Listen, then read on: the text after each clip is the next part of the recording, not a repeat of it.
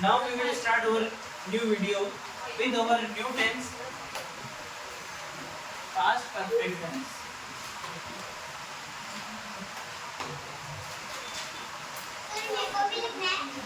नहीं, आप मैथ्स करेंगे।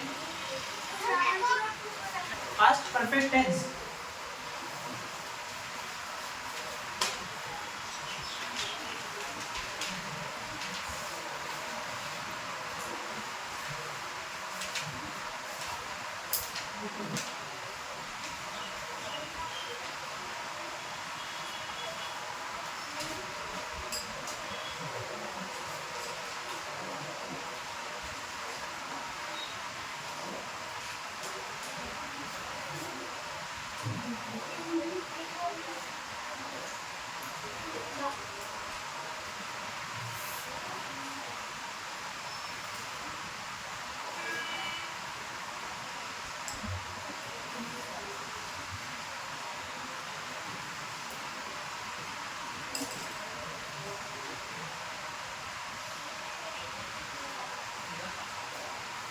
पास्ट परफेक्ट टेंस की अगर हम बात करें तो ये एक वो टेंस है जो पुराने समय में कंप्लीट हुए कार्य को दर्शाने के लिए किया जाता है।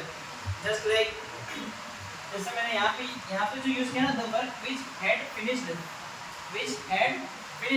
यानी पुराने समय में कोई भी कार्य अगर खत्म होता है ना, पुराने समय में कोई भी कार्य कंप्लीट होकर खत्म हो चुका होता है तो उसको डिनोट करने के लिए हम किसका यूज करते हैं? पास्ट परफेक्ट टेंस का। पास्ट यानी पुराना समय, परफेक्ट यानी खत्म हो जाना। तो ऐसा कार्य जो खत्म हो चुका होता है उसको डिनोट करने के हम क्या यूज करते हैं? Past perfect tense. पहले अगर हम इसके फॉर्मूला या स्ट्रक्चर की बात करें तो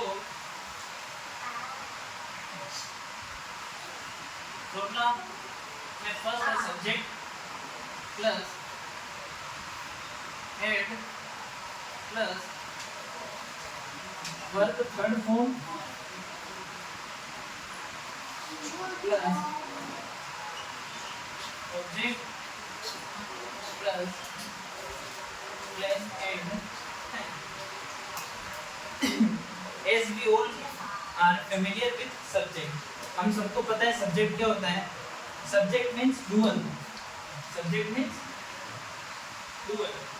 किसी भी कार्य को करने वाला। डूअर क्या होता है? किसी भी कार्य को करने वाला। जैसे राम खाना खा चुका था, तो खा चुका था यानी पुराने समय में तो खा चुका था। राम कल खाना खा चुका था, कल का समय बीत चुका है ना। खाना भी खा चुका था लेकिन खाया किसने? राम ने, तो राम कौन हो गया? सब्जेक्ट। ठीक है, फिर हम बात करते हैं हेल्पिंग वर्ब हम पास्ट में सिर्फ हेड का यूज करते हैं। किसका यूज करते हैं? हेड का। हेड के अंदर हेड में ना कोई सिंगुलर और प्लूरल का लफड़ा है। इसमें सीधा है कि आपका सब्जेक्ट भले ही सिंगुलर हो भले ही प्लूरल हो, आपको क्या यूज करना है? हेड। उसके बाद यूज होता है हमारा वर्ब की थर्ड फॉर्म। क्या? वर्ब की थर्ड फॉर्म यूज करते हैं इसके अंदर। फिर आता है अपना ऑब्जेक्ट यानी कोई भी कार्य या वस्तु, फिर प्लेस यानी जगह और टाइम। एक एग्जांपल से बात स्टार्ट करें तो एग्जांपल है हमारा, मैं कल गाँव जा चुका था।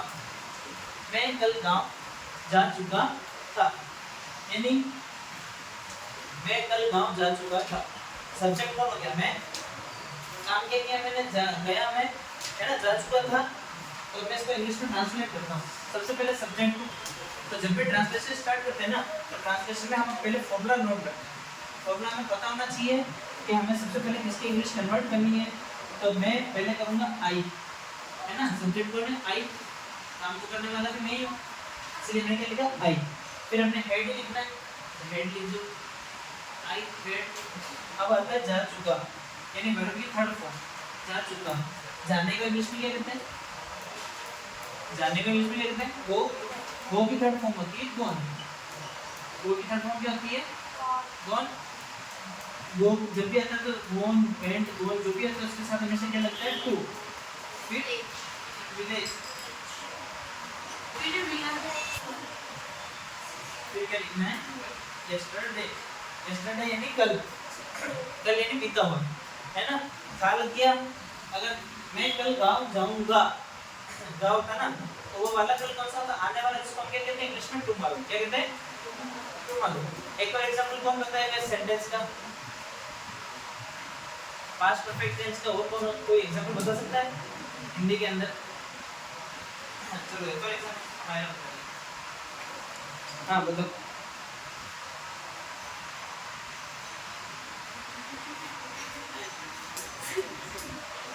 रिकॉर्डिंग पीछे ही होती है। मैं कल स्कूल जा चुका हूँ। हो गया है, जाने का नहीं है, दूसरा बताओ।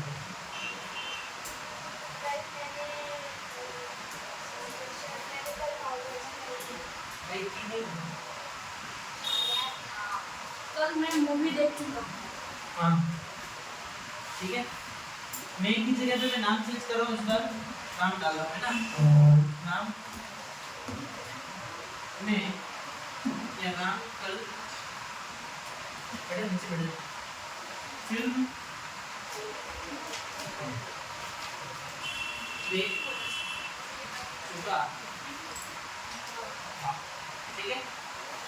काम किसने किया? फिल्म किसने देखी? राम ने। किसने देखी? राम ने। और ट्रांसलेशन राम का पहले करेंगे तो राम, सेकंड में क्या लगाना है? हेड। क्या लगाना है? हेड। कुछ भी हो पास्ट परफेक्ट में हेड ही लगेगा। देखने को इंग्लिश में क्या कहते हैं? वॉच। वॉच भी कहते हैं, तो वॉच को क्या कहते हैं? वॉच्ड। WATCHED। क्या लग जाएगा? ED. Ram head watched the movie yesterday।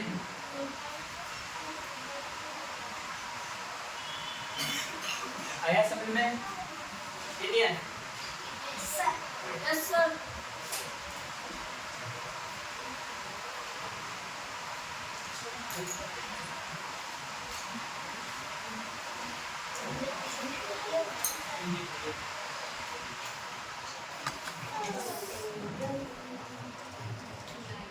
तो 8 मिनट की वीडियो बनी लाइक चली।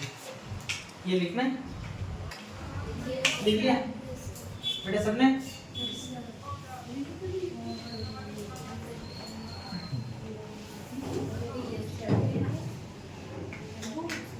ओके। मैं आपको कुछ वर्ब की थर्ड फॉर्म बताने जा रहा हूँ जो कि हमारे काम आती है। फर्स्ट जैसे गो, गो की सेकंड फॉर्म क्या होती है? वेंट। थर्ड फॉर्म क्या हो जाएगी? गोन। आप लिखते जाओ साथ के साथ ताकि आपको काम आएगी। मोहित भैया लिखो।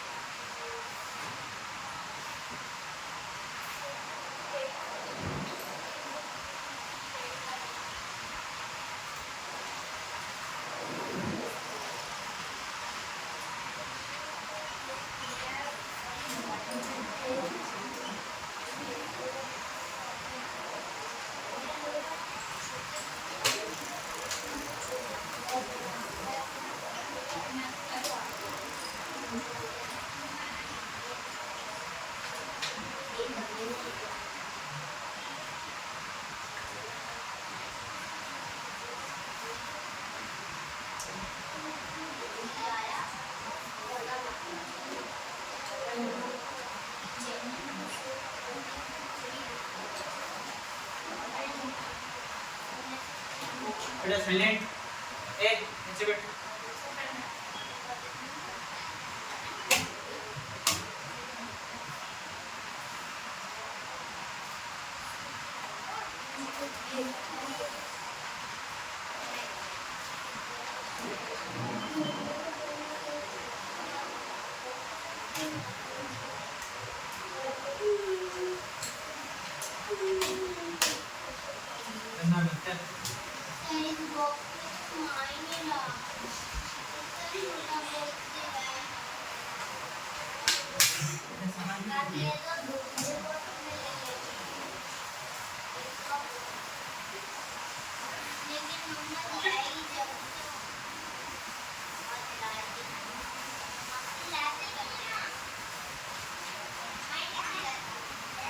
से मम्मा फोन करना मुझे, उसका नया बॉक्स चाहिए।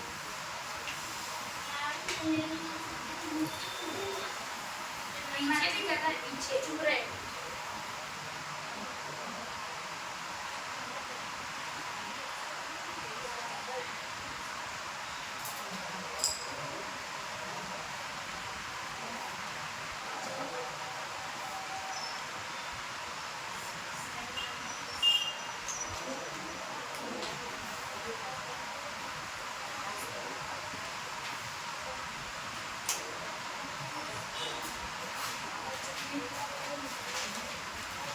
ओके बच्चों, ये कुछ हमारी वर्ब है और उनकी फॉर्म्स है।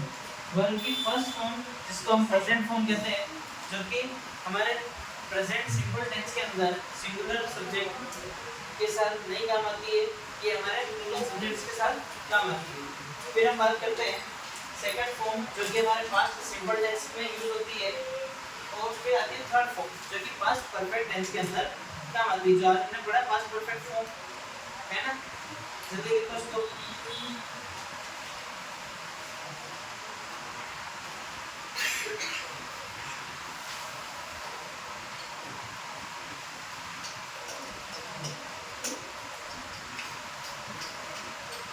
अब हम बात करेंगे प्रेजेंट सिंपल की। किसकी बात करेंगे?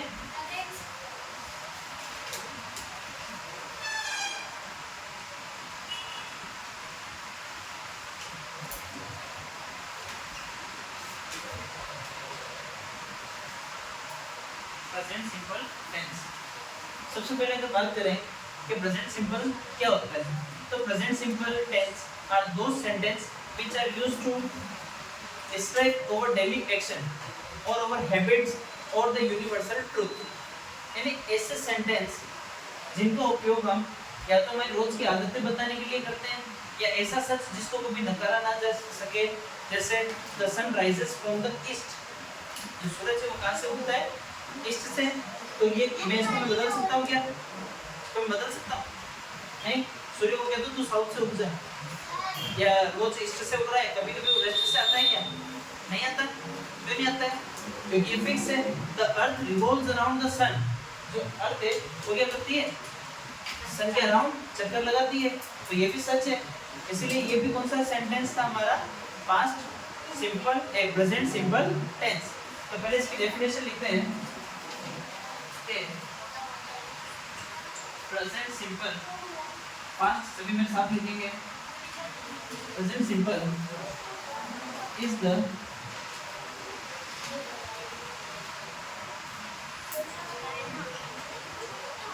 group of sentences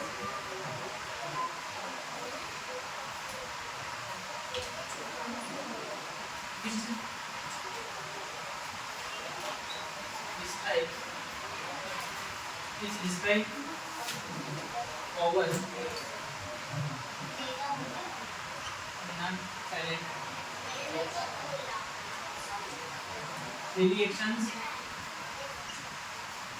habits, routines, and universal truths. Universal truths यानी जो हमारा प्रेजेंट सिंपल का जो टेंस है वो क्या करता है? हमारे डेली के काम, हमारी हैबिट्स, हमारा रूटीन या फिर यूनिवर्सल ट्रुथ को डिस्क्राइब करने के लिए काम आता है। ठीक है बेटा, साथ के साथ लिखेंगे, बेट किसी का नहीं करूँगा, ध्यान रखना। ओके, नेक्स्ट वीडियो में थोड़ा टाइम दूंगा। फॉर्मूला, क्या बात कर रहे हैं हम? फॉर्मूला। फॉर्मूला में सब्जेक्ट तो सबसे पहले आता ही है। सब्जेक्ट कौन होता है? काम को करने वाला। ठीक है, फिर आता है अपना वर्ब।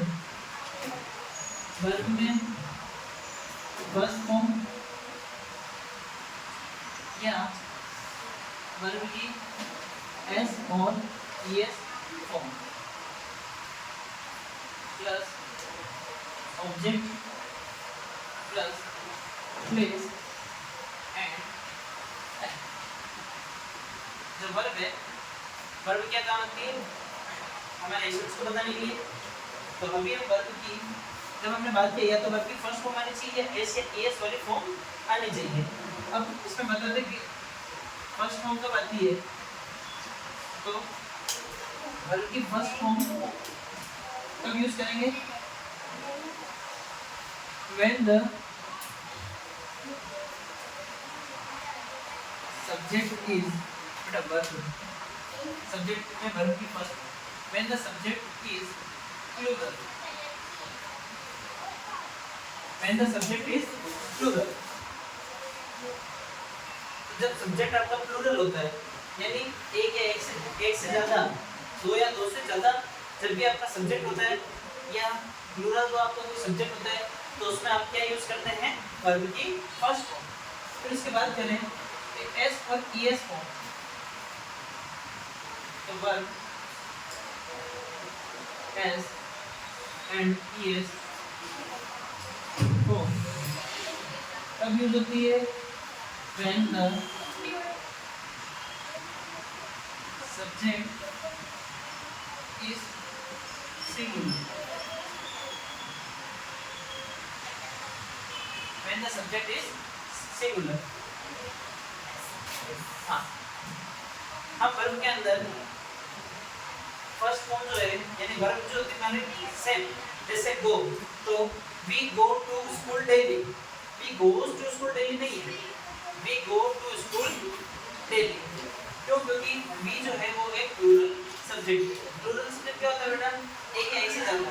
वी मतलब क्या होता है बेटा हिंदी में, वी का मतलब क्या होता है हम, वी का मतलब क्या होता है, तो हम कोई एक होता है कि बहुत जने होते हैं, हम एक से ज्यादा ही होता है, एक से ज्यादा ही होता है ना। जैसे एग्जांपल हम क्या करेंगे,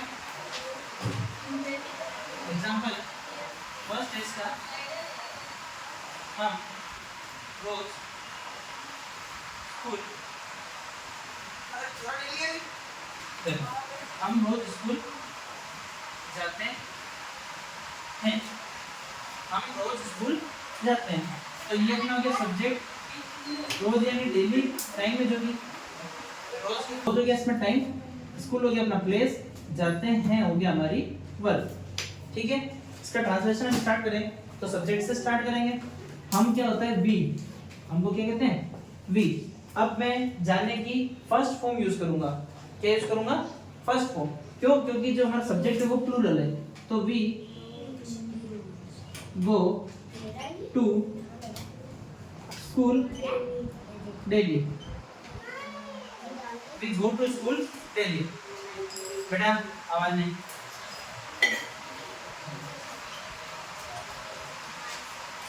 राम रोज दूध सेब खाता है, सेब यानी एप्पल। तो राम हो गया हमारा सब्जेक्ट, राम। फिर ईट की फर्स्ट फॉर्म होती है ईट, लेकिन सिंगुलर होने की वजह से हम इसके पीछे क्या लगा देंगे एस, तो राम ईट्स टू एप्पल्स। क्या खाता है वो, 2 एप्पल्स खाता है, 2 apples daily. Here is the difference, ये हमारा डिफरेंस है, ये वर्ब में डिफरेंस आया। क्यों, क्योंकि इसका सब्जेक्ट सिंगुलर है और इस सेंटेंस में जो हमारा सब्जेक्ट है वो क्या है, सॉरी इसमें हमारा सब्जेक्ट प्लूरल है, इसमें हमारा सब्जेक्ट जो है वो सिंगुलर है, इसीलिए यहाँ पे हमने वर्ब को फर्स्ट फॉर्म में रखा और यहाँ पे हमने वर्ब की एस और ईएस फॉर्म यूज की। आया समझ में? फिर यार एग्जांपल उतार लो उसके।